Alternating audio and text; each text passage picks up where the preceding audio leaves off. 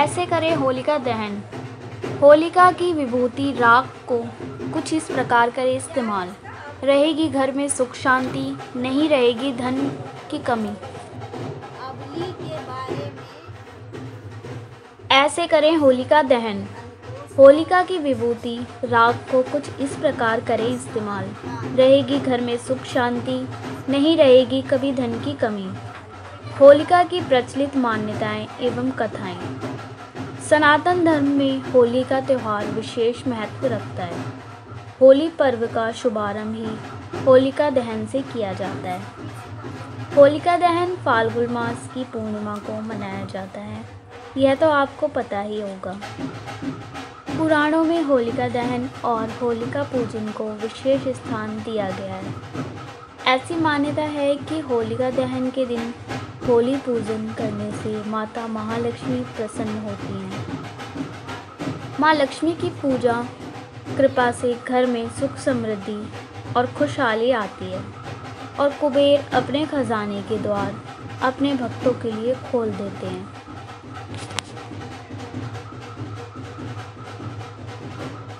ऐसे करें होलिका दहन। होलिका दहन के बाद जल से अर्घ्य देना चाहिए। शुभ मुहूर्त में होलिका में स्वयं या परिवार के किसी सीनियर सदस्य से अग्नि प्रज्वलित कराएं।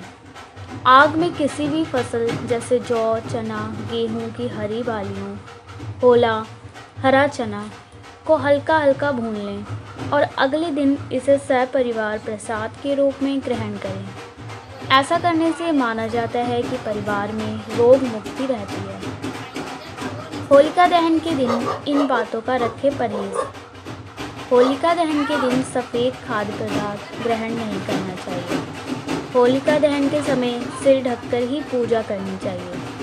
सास बहू को एक साथ मिलकर होलिका दहन नहीं देखना चाहिए। नवविवाहित महिलाओं को होलिका दहन नहीं देखना चाहिए। इस दिन कोई भी शुभ कार्य या मांगलिक कार्य नहीं करने चाहिए।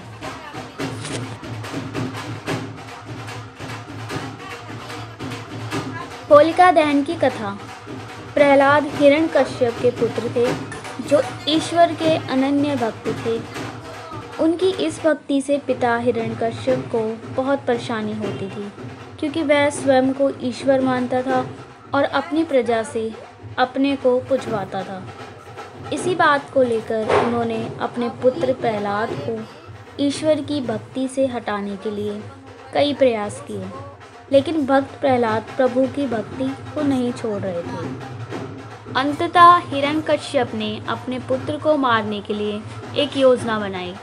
हिरण्यकश्यप ने अपनी बहन होलिका, जिसे ना जलने वाली एक चुनरी प्राप्त थी, जिसे ओढ़कर यदि वह अग्नि में बैठ जाए तो वह नहीं जलेगी, ऐसा वरदान प्राप्त था।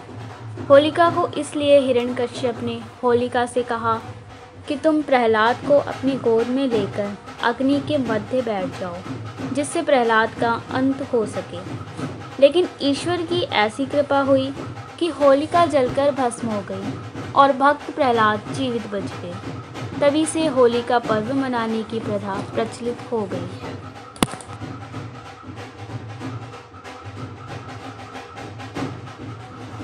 एक अन्य कथा के अनुसार हिमालय पुत्री पार्वती चाहती थी कि उनका विवाह भगवान शंकर से हो जाए, पर शिवजी अपनी तपस्या में लीन थे।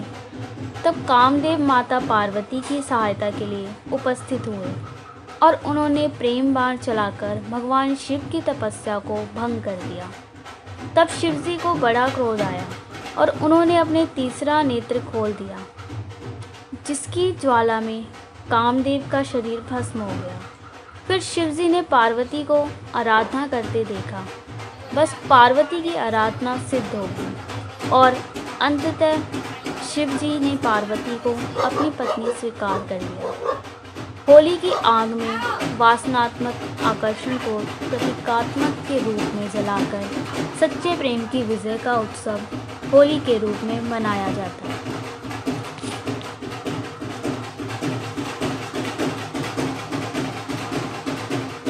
होलिका की विभूति राख को कुछ इस प्रकार करें इस्तेमाल, तो रहेगी घर में सुख शांति, नहीं रहेगी कभी धन की कमी। महापुरुषों, बुजुर्ग, माताओं, पिताओं द्वारा बताए गए होली संबंधी कुछ अचूक टोटके आपको बता रहे हैं। आप भी आजमा कर देखें। हो सकता है आपके द्वारा आजमाए जाने पर यह आपको अभिष्ट फल की प्राप्ति कराने में सही सिद्ध हो। आइए जानते हैं होलिका की विभूति राख के प्रयोग के कुछ अचूक उपाय। होलिका की राख को किसी कपड़े में बांधकर घर में सुरक्षित रख लें।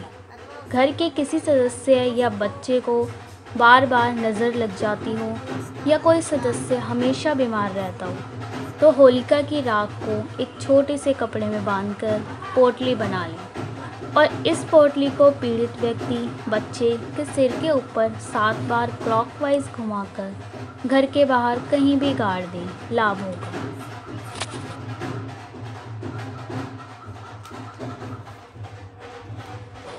यदि घर में लड़ाई झगड़े हमेशा होते रहते हैं, घर में नकारात्मक ऊर्जा सदैव छाई रहती है, तो होलिका की राख की 4 या 8 पोटलियां बनाकर घर की चारों दिशाओं में अलग अलग कमरों के कोनों में रख दें। इससे घर में सकारात्मक ऊर्जा का संचार होगा। आर्थिक तंगी दूर ना हो रही हो, घर में हमेशा धन का अभाव बना रहता हो, ऐसे में होलिका की राख को लाल कपड़े में बांधकर तिजोरी में रख दें या छोटी सी लाल कपड़े की पोटली बनाकर अपनी जेब की बटुए या वॉलेट में रख लें। माता लक्ष्मी की कृपा अवश्य होगी।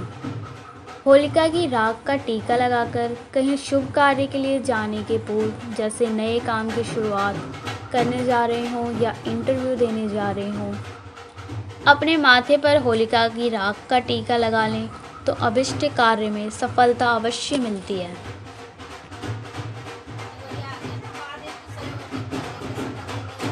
ध्यान रहे, बुजुर्गों के आजमाए हुए इन छोटे छोटे टोटकों की कोई प्रामाणिकता नहीं होती। यह सिर्फ और सिर्फ अपने विश्वास पर आधारित होते हैं। अतः इसके लिए शर्वाणी फिल्म प्रोडक्शन एवं आस्था के आंसू परिवार किसी भी प्रकार के जिम्मेदार नहीं होगा। जय हिंद। सभी दर्शकों, विज्ञापन दाताओं को शर्वाणी फिल्म प्रोडक्शन एवं आस्था के आंसू परिवार की ओर से होली की मीठी मीठी बहुरंगीय हार्दिक शुभकामनाएं। सत्य घटनाओं पर आधारित धारावाहिक कान्हा को आना ही पड़ा। हर मंगलवार एक नई कहानी सिर्फ आस्था के आंसू चैनल पर। यदि आपने चैनल सब्सक्राइब नहीं किया है तो अभी सब्सक्राइब करें। आस्था के आंसू।